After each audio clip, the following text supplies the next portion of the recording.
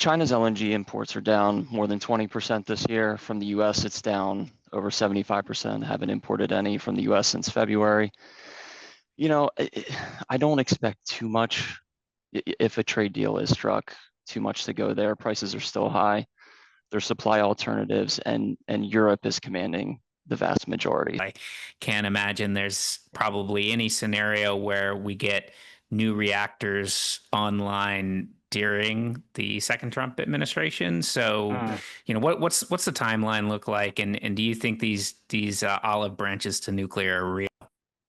Well, second, point first, yes, I think they're real. And what we saw in the executive orders, firstly, we saw a target of 400 gigawatts by 2050. So it's a quadrupling of in the U.S. And so, we can leave that aside for now.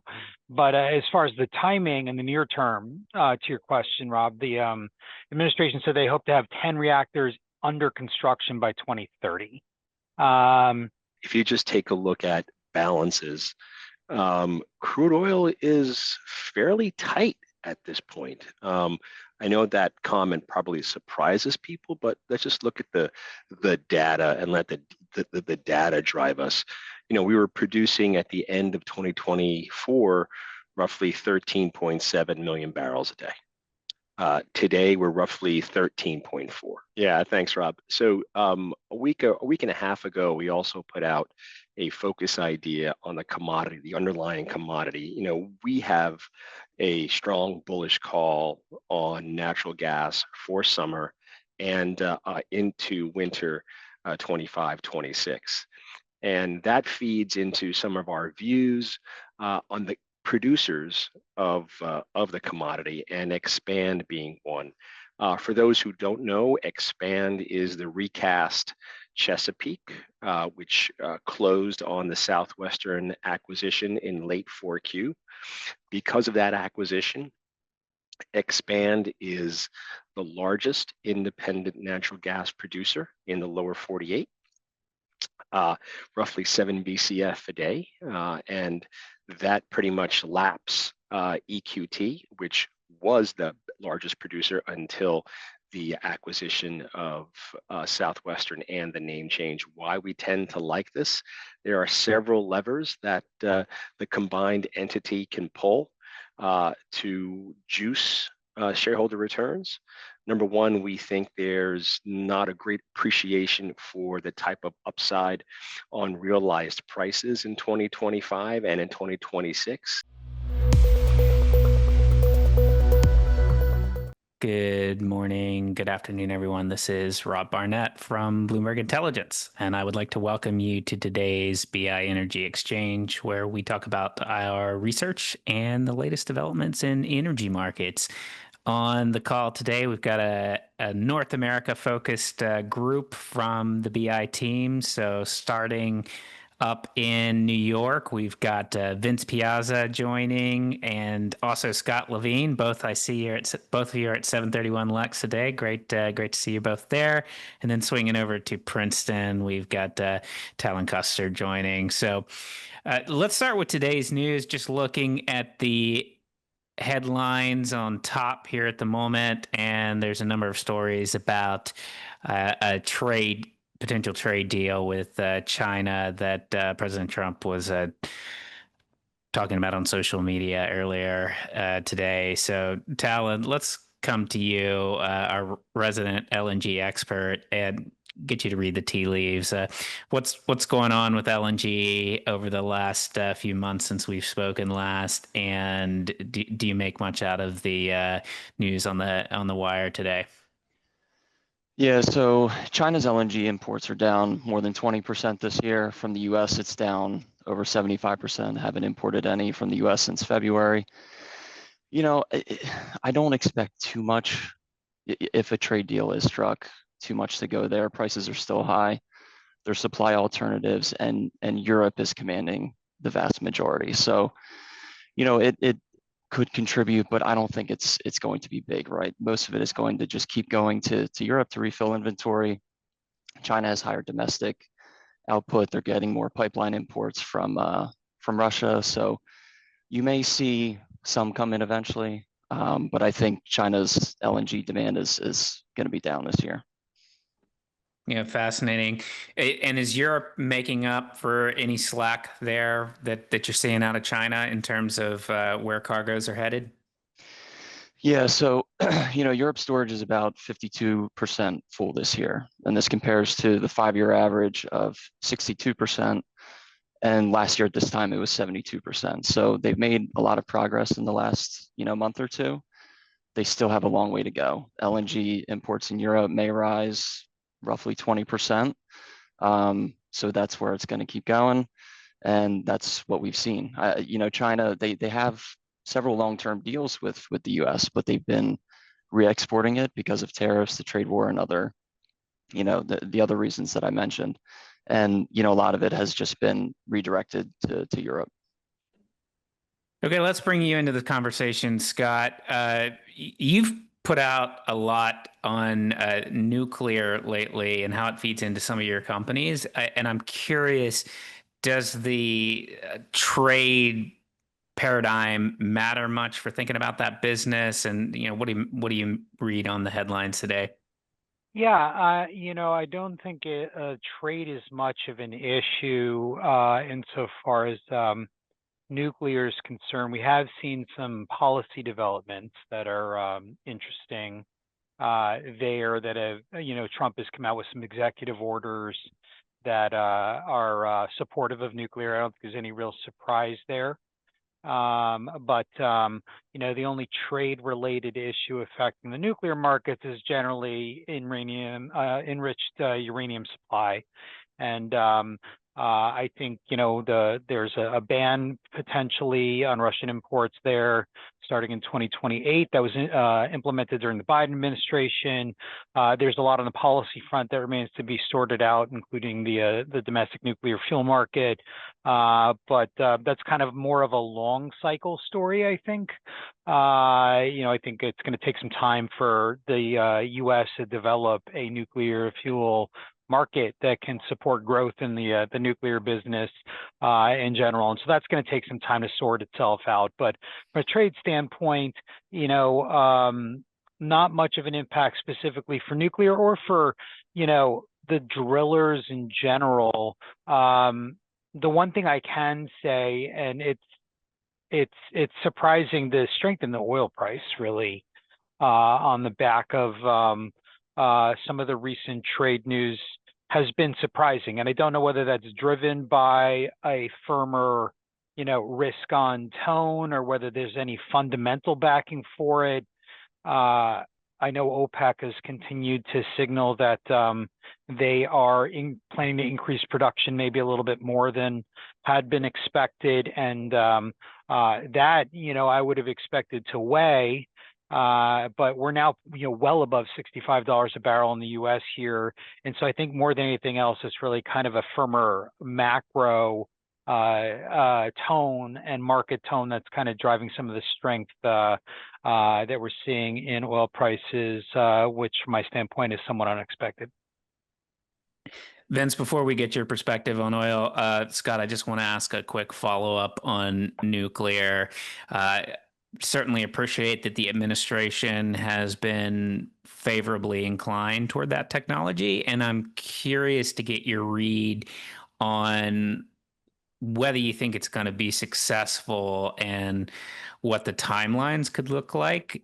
Nuclear is just generally a very long lead time type of process. I can't imagine there's probably any scenario where we get new reactors online during the second Trump administration. So, what's the timeline look like? And do you think these olive branches to nuclear are real?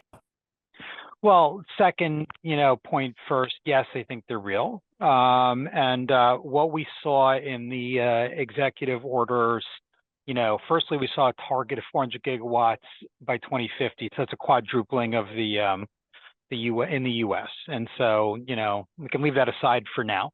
But as far as the timing and the near term, to your question, Rob, the administration said they hope to have 10 reactors under construction by 2030. That seems reasonable. even if they were all small modular units, and I think the vast majority of new builds will be, that's five years out, give or take 4.5 years out. So I think there's enough that conceivably, basically what needs to be done for that to happen is that we need to streamline the reactor permitting process. We need to see some of these small modular reactors designs approved. We do need to see customers come forward, and we do need to see an agreement on the money, right? And so Trump didn't specify on the funding in the executive order, but we did see some follow-up articles citing $67 billion potentially in funding, largely for nuclear, coming out of Biden Green Bank. And so, the key questions to make the 2030, and that's beyond the term, obviously. And so, what we need to see happen there is we need to see customers come forward in an agreement on financing, an agreement on a build site and details regarding those build plans. And we need to see reactor designs approved, and we need to see, orders for long lead times. And so could that happen by 2028? Maybe. I think that's probably aggressive. Our base case expectations, you won't see a scale, until in manufacturing until, call it, the latter part of next decade. But as far as this decade, I think it's reasonable to think that could happen. I don't know that I'd assign a probability above 50% to that, and certainly not, I think, to the Trump administration. I think the key things we want to see happen during the Trump administration are reactor designs potentially approved, financing and subsidies and financial support worked out, some indications and proof of concept on some of the more innovative small modular reactors.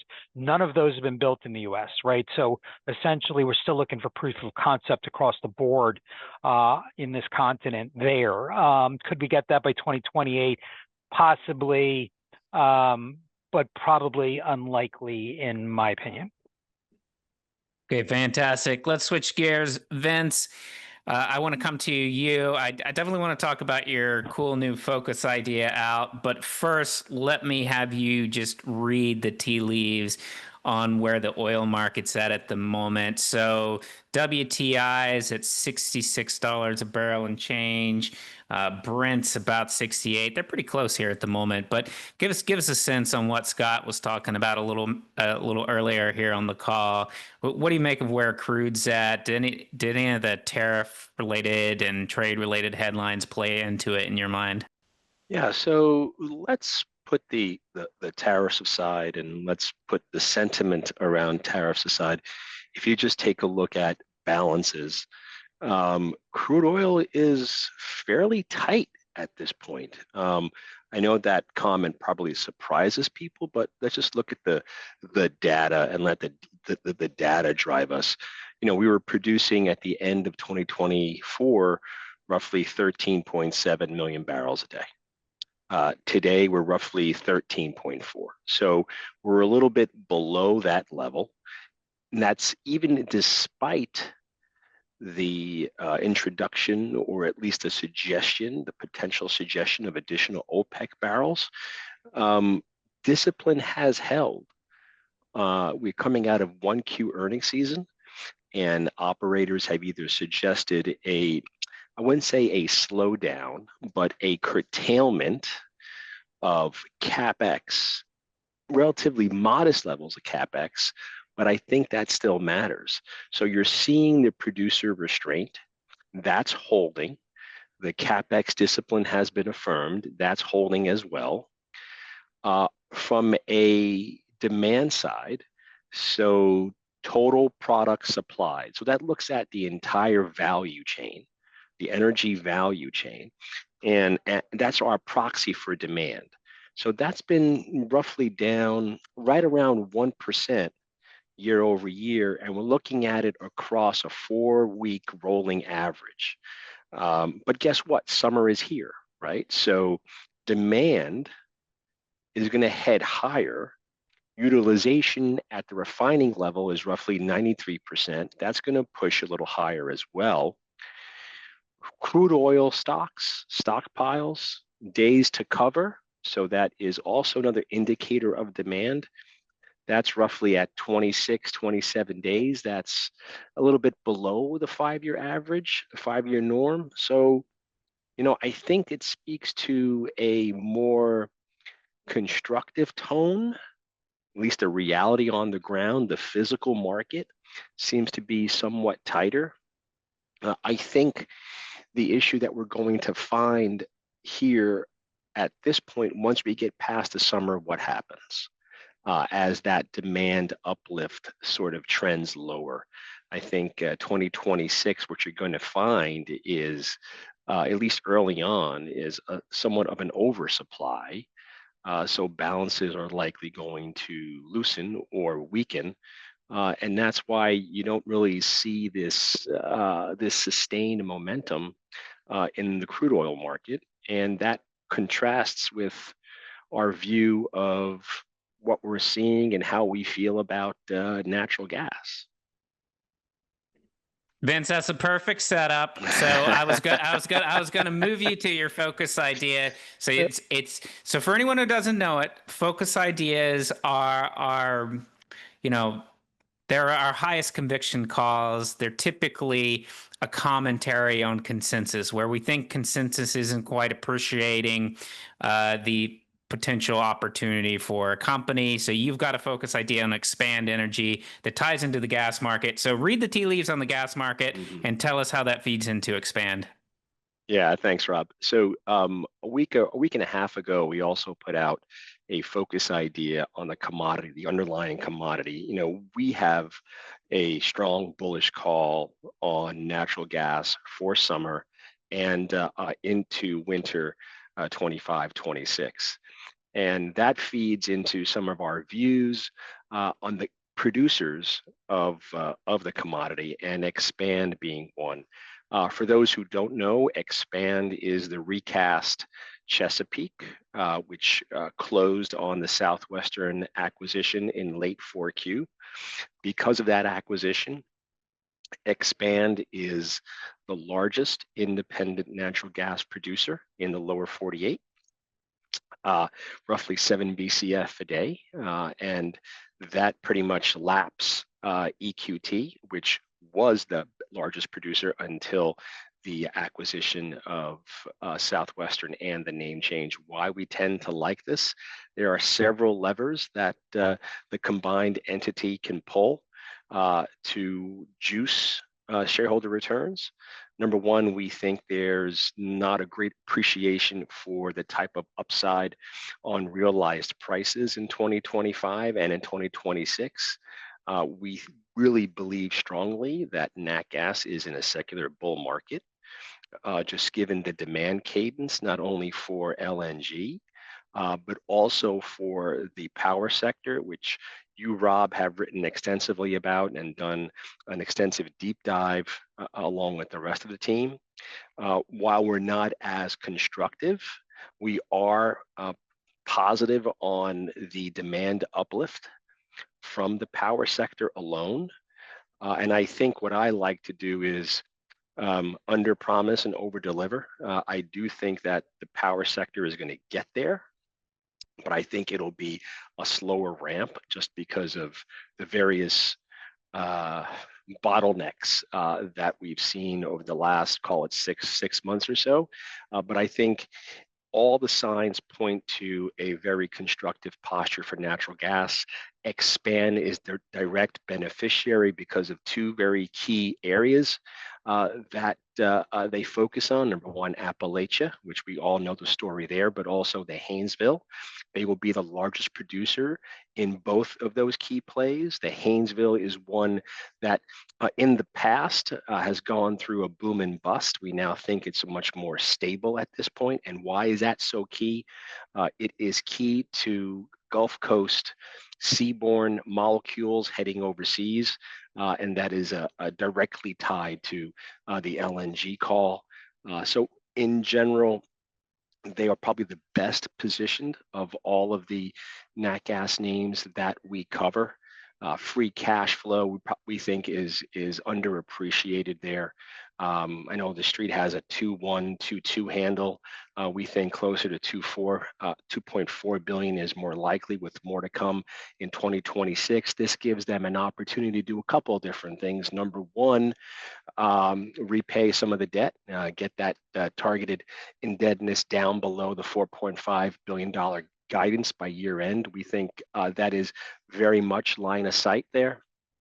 Also, more importantly, is juicing the dividend. They're paying roughly $2.30 annualized. As the stock moves higher, dividends are likely going to move higher as well. The yield is roughly 2% at the moment, and so that is likely biased higher as well. They issued roughly 95 million shares to do the deal for Southwestern. So share buybacks to get rid of some of that dilution is also on the table as well. So I think there are a lot of different levers that the company can pull to really improve returns and also improve the outlook from an earnings and free cash flow basis. Fantastic. Thank you, Vince. For anyone who doesn't know where to find our focus ideas on your terminal, just type BI focus, hit go, and you can look at all of ours. I've got 2 active ones, one on In-Phase, one on First Solar. Scott's got one on Schlumberger, many from the team. And so, we try to highlight those here on this call as they come out, but feel free to follow up with Vince or any of us if you want to go into, basically our highest conviction calls and chat in more detail. Talon, let's get you into the conversation, given some of the comments Vince was just making on the gas market. What's your read on how that feeds into the LNG story? I know we were talking about trade a little earlier, but the Trump administration seems to really want to move a little more quickly on the LNG side. So what's progress look like so far under the new administration? Are we seeing more projects move to FID? And, just give us a sense of, where we're headed on that front. Yeah, so to Vince's point, LNG is definitely, the biggest growth opportunity for gas in my opinion. And the US is the largest LNG exporter, and it could more than double by the end of the decade. Feed gas, we have a couple projects ramping this year, Golden Pass next year, and the Trump administration has definitely delivered on that. Granted, a few conditional licenses to export LNG to countries without free trade agreements, CP2 and Commonwealth, just gave one to Sempra's Port Arthur Phase 2. We've seen a lot more contracts signed.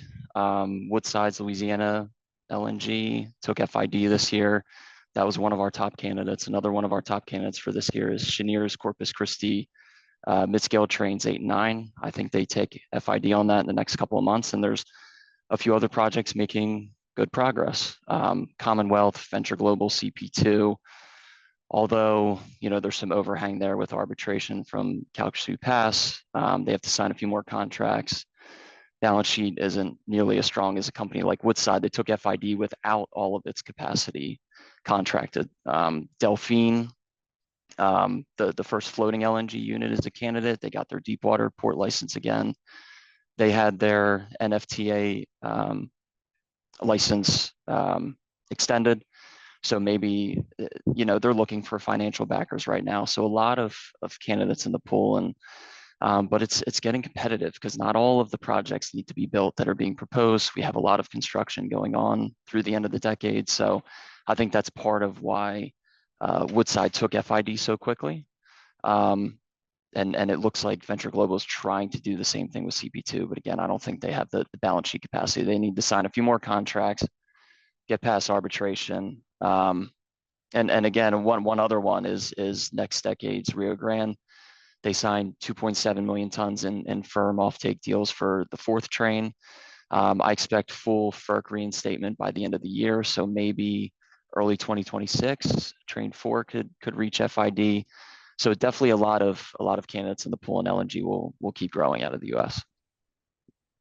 Talon, I'm just curious, given that these are such long lead time projects, is there risk that Europe decides that they will maybe take piped Russian gas in the future and that the market won't need as much LNG as the US is capable of producing? And kind of in my mind, I get the sense that the market's kind of bifurcated, sort of Qatar's going to supply Asia, US is going to supply Europe. Is that the right way to think about it? And then what's the risk on Europe?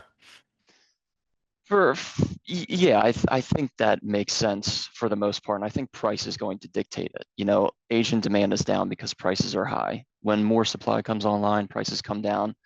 I expect Asian demand to go up, and that's where a lot of the growth is expected in the next couple decades. As far as Russian gas coming back, it's certainly possible. I don't see it coming back this year. It's tough to say as administrations change. I think where a lot of the risk comes in, and I said it with Woodside, most of the U.S. projects don't move forward without the long-term contracts, and then a lot of that, you know, they minimize commodity risk. They minimize that risk with the long-term contracts. So even if they don't take the cargoes, they're still getting paid. Woodside took a little bit of a risk, and they're trying to sign the rest of the capacity on the first phase of the Louisiana LNG. Qatar has quite a bit of capacity still unsigned. So I think that's where more of the risk comes in. But certainly something to look out for. I mean, I know Europe is, you know, gearing towards renewables and trying to reduce fossil fuels, but the reality is they're going to need gas for a long time, whether that comes from US LNG, if Russia ever comes back. I don't think that's an immediate story, maybe down the line. But for now, as long as they're getting the long-term offtake deals, US LNG will keep flowing. But that's also why I said it's very competitive. These developers want to cross that finish line now, build the project, get the contracts, and get started because there is so much capacity coming online. Fantastic. Thank you. Scott, I want to get you back on and have you read the tea leaves some more in terms of thinking about the second half of the year. It's our mid-year outlook season. And if I could just get you to sort of give me some of the key catalysts and things you're watching as we head into 2H. Yeah. So we have updated our rig count projection. We lowered that by 50 rigs for the end of this year in the U.S.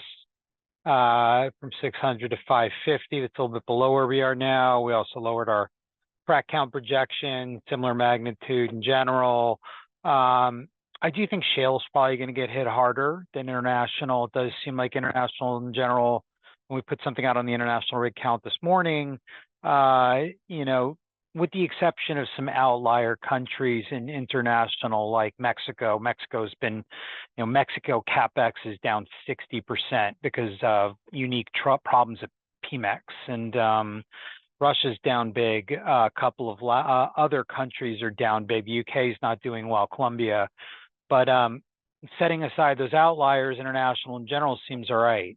And we have production cuts, or production levels coming back up conceivably. And so I do think North America is weaker than overseas, even if we continue to see unexpected strength in the oil price.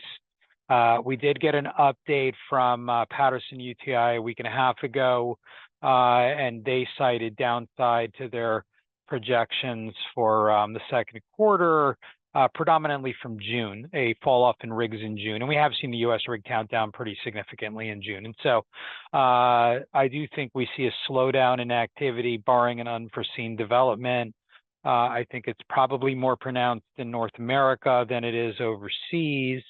And so, you know, that's going to hit some of the land drillers and the pressure pumpers a little bit harder than the big guys because of the geographic exposure.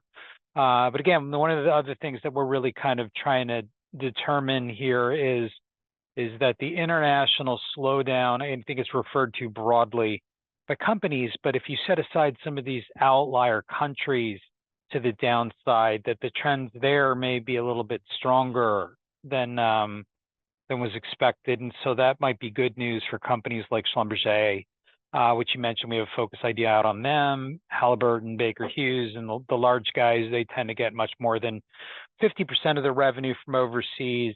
Which might be some unexpected good news for that group. Maybe the last thing I'd say really quickly on the offshore side, which is also international focus, but more long cycle, still not great. They're still kind of in a holding pattern. $65 oil in the U.S. Is good for those guys, and maybe we'll start to see some of the contract pace increase there. Haven't yet seen it, but I think if all things continue on the track that we've seen, including the price of oil, that we could exit this year and be looking at maybe a little bit more of a lift in 2026, unless things take a dark turn. Fantastic. Thank you, Scott. Vince, same question over to you. Just give us a sense. What's your key items that you're tracking as we look into 2H that you think everyone should be paying attention to? Well, first and foremost, sentiment creates reality sometimes, right? And the issue around tariffs is front and center. So I think negative sentiment around that.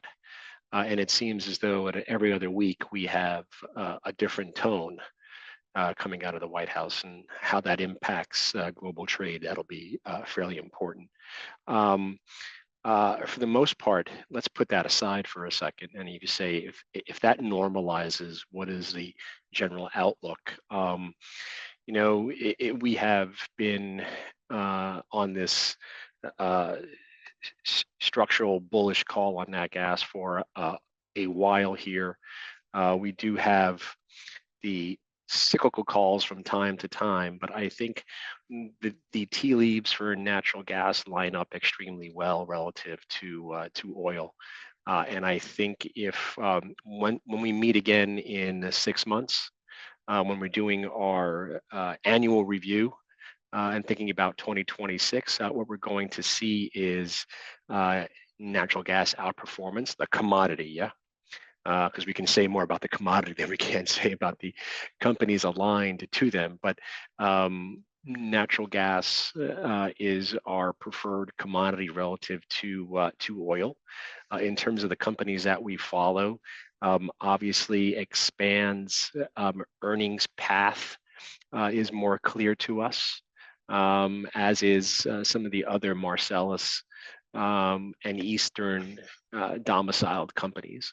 I think oil still needs to do a little bit of a consolidation phase. And what I mean by that is I actually mean consolidation of assets. And I still think we need to get past some of the private operators that seem to be doubling down on growth. In order to put themselves in a better spot with respect to M&A. But having barrels and assets in stronger public hands, I think, will be a net positive for balances, but that'll happen probably in the second half of 2026.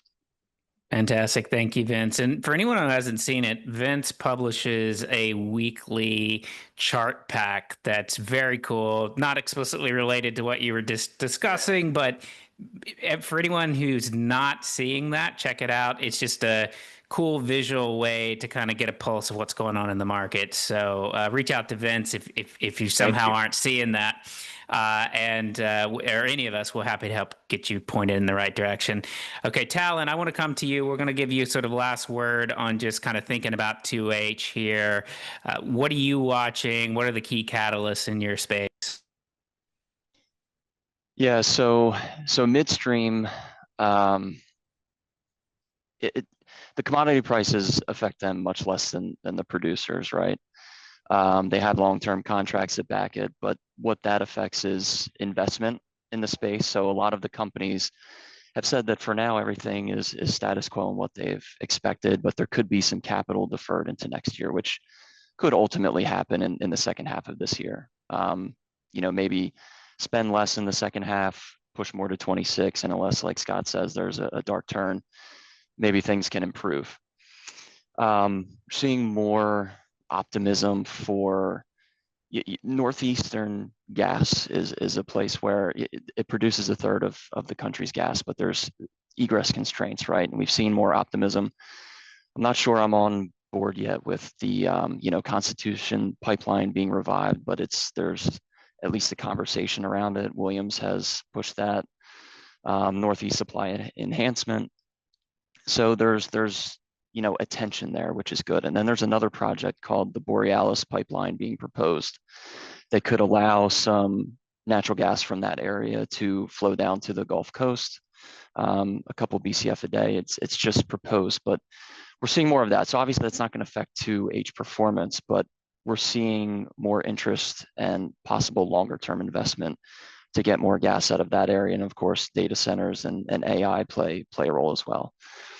LNG, continued strong demand out of Europe. They have to refill storage. Asia has been weak. I do think that there will be bouts of competition between regions. It all depends on if prices come down, that Asian demand is going to go up. I think Asian LNG demand should be better than it is in the first half. Obviously hasn't really been there in the first half of the year, but US exports have been stronger than I expected because of the quicker ramp up of Plaquemines.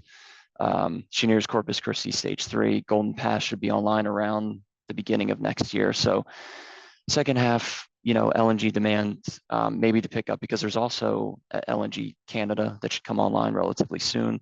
So more supply, prices could come down a little bit.